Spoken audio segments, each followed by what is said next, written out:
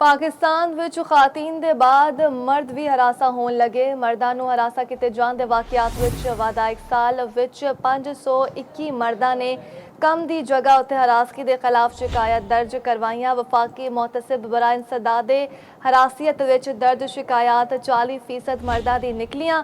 रोजनामा express ते express Tribune दी report के मुताबिक खातीन के बाद मर्दां ने भी वर्क प्लेस हरासानी के खिलाफ वफाकी मोहतसिब बराए इंसदादे हरासियत नाल रुजू किया। मजमूई तौर उत्ते 1290 मर्द और खातीन ने शिकायत कीतियां। 1104 निमटा दी गई।